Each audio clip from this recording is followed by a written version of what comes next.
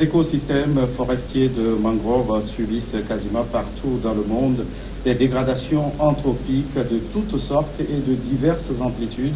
Leur protection et leur réhabilitation constituent aujourd'hui une préoccupation majeure et permanente dans un contexte de l'action mondiale pour l'atténuation et l'adaptation au changement climatique. La gestion durable des mangroves est devenue cruciale. Nous en parlons sur ce plateau avec deux invités. Yalom Eda, vous êtes agronome chargé de programme à l'ONG COSOL PG, et puis le professeur Kweku Mawala, vous êtes écologue, botaniste, enseignant-chercheur à l'Université de Lomé. Merci d'avoir répondu à notre invitation. Merci à vous aussi. Merci. Honneur aux femmes. Yalom Eda, vous avez la première question. Une mangrove, c'est quoi? Ok, tout simplement, je dirais que la mangrove, c'est une forêt de plantes ligneuses qui pousse en zone humide et saumâtre. Et on y trouve là des différentes espèces de palétuviers, notamment les palétuviers rouges et les palétuviers blancs, également les fougères et puis les algues. Voilà. Alors, ces mangroves dont on parle, est-ce qu'il y a des régions spécifiques où elles sont concentrées? Effectivement, ce sont des formations forestières particulières qui évoluent dans les estuaires, généralement au niveau des côtes, où il y a un mélange entre l'eau de mer qui est salée et l'eau douce qui vient des rivières.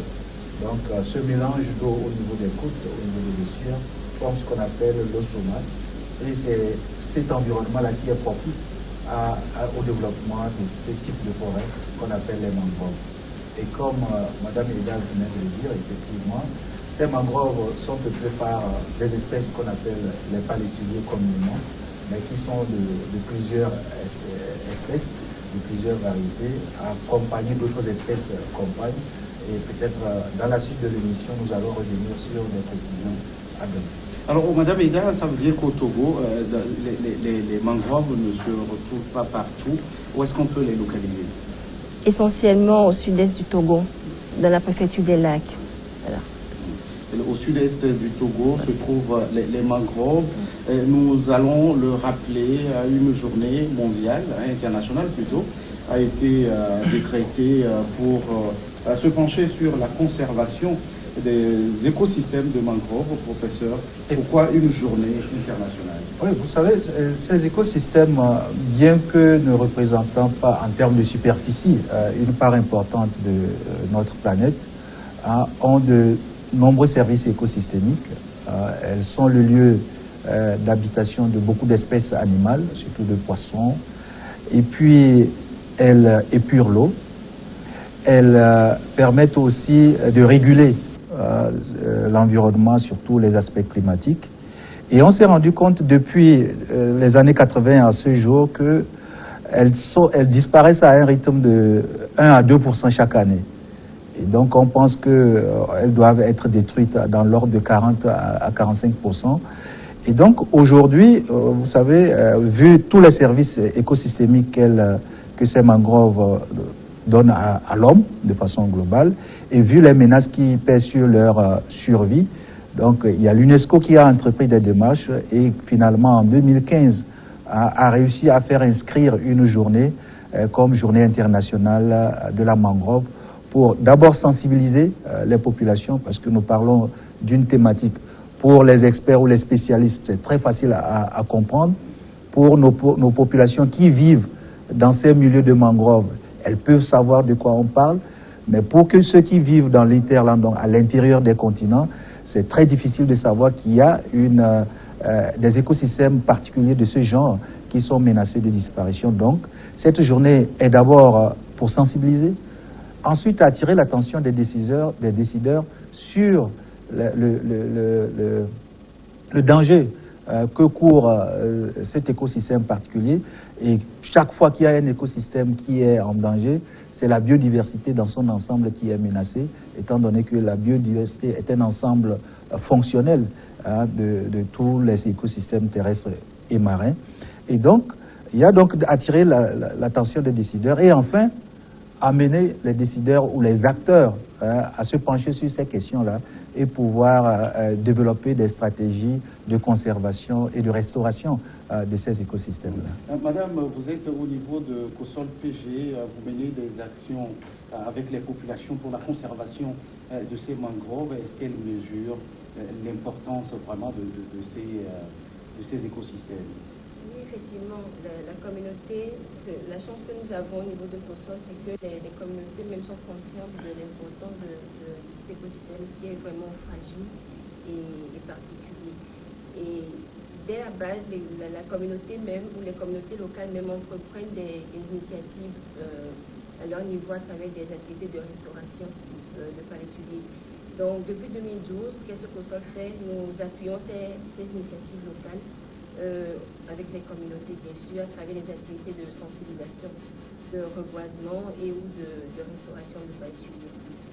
Nous les faisons dans les cantons d'Aklapo et d'Agouégan, le long du chenal de Baga, et également au niveau de la forêt sacrée à Kissa. C'est une forêt de 1297 hectares qui regorge de pas mal d'écosystèmes, y compris l'écosystème de mangrove. Donc nous réalisons ces activités avec eux depuis 2012 et avec l'appui des partenaires tels que la GIZ, la coopération française, le Microfed, nous avons atteint pas mal de résultats. Nous verrons quel type de résultats vous avez atteint dans le courant de cette édition. Mais avant, professeur, est-ce qu'au niveau, vous qui êtes dans le monde universitaire, est-ce qu'il y a, à quel niveau de recherche êtes-vous par rapport aux mangroves, à leur conservation? Effectivement, c'est d'abord un travail de description et d'évaluation de l'état de conservation de ces mangroves. Un premier travail descriptif a commencé dans les années 90 avec les travaux du professeur Akbagana et ses collaborateurs. Ce travail a continué dans les années 2000 avec un de nos aînés, le professeur comment il s'appelle, Afidegno, qui avait fait une cartographie qui avait permis en 2000 de savoir quelle était l'étendue des mangroves dans notre pays.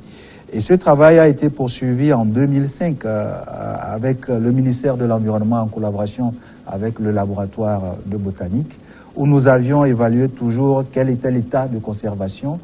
Et nous nous étions rendus compte que par rapport à 2000, où Afidegno avait évalué la superficie à environ 1000 et poussières hectares, que la superficie des mangroves qui restaient intact était autour de 800 hectares. Et aujourd'hui, nous avons encore mis un étudiant qui a fait son master dessus il y a 3 ans, en 2014, et nous avons pu constater que la régression des superficies des mangroves continue. Et aujourd'hui, nous tablons autour de 400 hectares de mangroves plus ou moins intactes et autour de 200-245 hectares de mangroves plus ou moins dégradés. Et vous voyez qu'on voit très bien une régression des superficies de cet écosystème-là. Et quand on se limite seulement aux superficies, on peut se dire que ce n'est pas encore très très grave. Mais c'est très grave parce que au même moment que la superficie régresse, il y a une déstructuration même de l'écosystème. Alors, vous ne trouvez plus des mangroves en continu, en tapis continu, mais vous trouvez juste des poches ou bien de petits fourrés de mangroves le long du chenal de la Baga et de certaines rivières comme Clénier, etc. Et donc, aujourd'hui, on peut dire que la mangrove togolaise est en danger. D'abord, le petit point de mangrove qui existait à la jetée du port. Vous savez, à côté de Sarakawa, il y avait une petite mangrove qui a disparu avec les aménagements portuaires, donc on n'en parle même plus. Et donc aujourd'hui, c'est le seul point, c'est la seule zone où nous avons cet écosystème dans le pays, et un peu autour du lac Bokor, du lac Togo, et pratiquement dans tous ces milieux, l'écosystème ne se résume qu'en des reliques, de quelques touffes de palétuviers, surtout le palétuvier rouge dont le nom scientifique est Rhizophora racemosa. Et quand on vient maintenant au palétuvier blanc, qui est Avicennia germinans, Lui, son cas est encore plus grave parce que je pense qu'il ne reste que quelques arbres. Je parle sous le contrôle de Madame Eda qui est fréquente sur le terrain. Moi, j'y vais de temps en temps. Et donc, quand on prend cette espèce qui est très rare au Togo parce qu'elle se limite qu'à cette zone, il ne subsiste que quelques individus. Et je peux vous raconter peut-être très rapidement une expérience vécue. C'est qu'en juin 2005, on avait fait une mission d'investigation dans la zone. Et vers Agbanaké, les populations nous ont montré une grande forêt de Avicennia germinans qui pouvait faire 3 à 4 hectares. Un an après, en juin 2006, on était retourné avec une de nos collaboratrices qui était venue de la Belgique et on leur disait qu'il y a quand même une forêt d'Avicennia. Et quand on est arrivé, tout était coupé. C'est-à-dire que tous les 3 à 4 hectares étaient complètement détruits. Professeur, je vais vous arrêter une seconde pour me tourner vers Madame Eda, vous qui êtes sur le terrain. Comment on peut expliquer cette destruction à un rythme inquiétant de ces mangroves? À quoi elles servent ces mangroves pour les populations?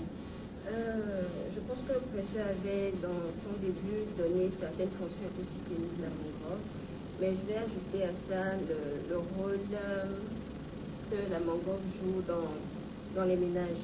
Au fait, la mangrove fournit des produits forestiers aux populations. Du bois, par exemple. Du bois. Donc, les populations l'utilisent comme bois de chauffe pour la construction également. Donc, ce qui fait que rapidement, c'est facile à couper, en fait. Voilà. Est-ce que c'est seulement pour cette raison, on les coupe, ou il y a d'autres raisons qui expliqueraient cette destruction massive des écosystèmes de mangrove? Non, c'est essentiellement ça. L'action il faut dire également, voilà, l'action anthropique. Et il faut dire également que l'explosion démographique aussi joue un grand rôle. Professeur, quel est l'intérêt pour un pays de disposer d'une région qui a ces écosystèmes de mangrove? Non, vous savez, les écosystèmes de mangrove sont dans le vécu quotidien des populations de cette zone. Vous savez, quand vous allez dans cette zone du pays, vous prenez Vaughan, Aklakou, Agouégan, Agbanaké, Zalivé, Sékor, et toute cette zone-là, quand vous arrivez, vous avez une forte concentration humaine. Ça veut dire que vous avez un pool démographique très important, mais en même temps qui contraste avec l'absence de toute ressource naturelle à part les mangroves. Donc ça veut dire que contrairement aux populations de l'Hinterland qui ont divers types de formations végétales à leur disposition, ces populations n'ont que véritablement ces écosystèmes-là. Et comme Madame l'a dit, elles s'en approvisionnent pour leurs besoins quotidiens. Bois d'œuvre, bois de service, bois énergie, surtout le bois énergie, parce qu'en dehors des plantations de palmiers à huile et des plantations de cocotiers, il n'y a que la ressource mangrove ou la mangrove qui est plus quelques savanes arbustives ou arborées, ou herbeuses surtout, qui constitue la physionomie végétale dans la zone. Et donc, la seule ressource disponible aujourd'hui pour le bois énergie, pour le bois de service, pour ces populations, elle est puise dans les mangroves et dans quelques reliques forestiers qu'on retrouve dans la zone. Et en plus de ça, vous avez le problème de régénération aussi de ces espèces qui est accentué par les effets du changement climatique. Vous voyez, aujourd'hui, quand on dit changement climatique, les gens pensent tout de suite que ce sera la sécheresse. On est sorti déjà depuis longtemps de cette perception, parce que les changements climatiques, c'est en même temps assez de températures élevées et en même temps parfois de la pluviométrie excessive. Et donc, dans cette zone, vous avez, surtout pour ces espèces, le Rhizophora racemosa, il a une reproduction particulière.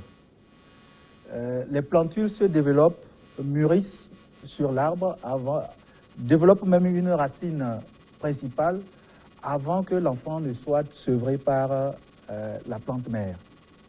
Et aujourd'hui, avec les eaux, je pense que Madame va vous parler de leur expérience en termes de régénération.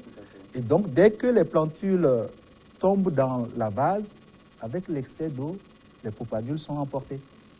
Madame Eda, alors vous parlez des actions que vous menez avec les populations. Qu'est-ce que vous faites concrètement? Est-ce que volonté ou bien qu'est-ce que vous faites concrètement sur le terrain avec les populations?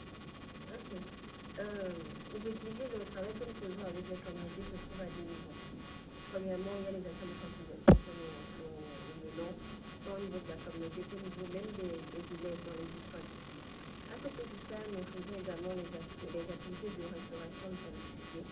Donc, nous reboisons là où les palétuviers peut-être n'existent pas, ou nous restaurons là où ça avait existé mais ça a disparu. Donc, nous restaurons ces endroits-là. Maintenant, comme le professeur vient de le dire, il arrive très souvent que nous mettons en place ces palétuviers qui résistent bien à un niveau donné. Et avec les inondations, enfin les cèdres de la pluie, on porte ce que nous avons mis en terre. Donc, à côté de ça, qu'est-ce que nous avons fait? Pour pallier à ce problème, nous avons installé des plateformes de pépinières à hauteur de 1,20 m. Et donc, nous avons développé des pépinières de palétuviers. Et donc, lorsque l'eau diminue, nous mettons en terre les pépinières de palétuviers rapidement pour qu'à la montée de l'eau, qu'au moins ces palétuviers puissent gagner de la hauteur. Voilà, donc avec cette technique, nous essayons au moins de sauver la phase de ces mangroves. Alors, vous les mettez seulement en terre ou vous formez les populations à les entretenir? Nous formons bien sûr les populations à les entretenir parce que nous sommes là pour les accompagner. Donc s'ils ne sont pas là, ça ne veut pas dire que le travail ne serait pas fait. Donc nous les appuyons et nous faisons le travail ensemble. C'est un travail participatif au fait. Donc même s'ils ne sont pas là, eux, ils entretiennent. Voilà. Alors, professeur, est-ce qu'on peut établir des affinités entre les espèces caractéristiques des mangroves et les espèces de forêts voisines qui envahissent parfois l'espace mangrove lorsque la salinité et l'inondation le permettent? Oui, en réalité, lorsque la salinité baisse, mais c'est vraiment très rare à observer dans la zone, avec l'invasion d'autres espèces qui ne soient pas particulières ou spécifiques aux mangroves, c'est vraiment très rare parce que, vous savez, le fonctionnement de ces zones-là est un fonctionnement naturel où il y a toujours ce brassage entre les eaux de mer et l'eau douce. Je me rappelle qu'une fois, on avait vu des expériences de reboisement à base d'essences autres que les mangroves, mais qui souffraient sérieusement parce que ne pouvant pas supporter les conditions de salinité dans le milieu des mangroves. Nous allons revenir sur cet aspect, professeur, le temps d'une nouvelle édition du journal sur votre chaîne.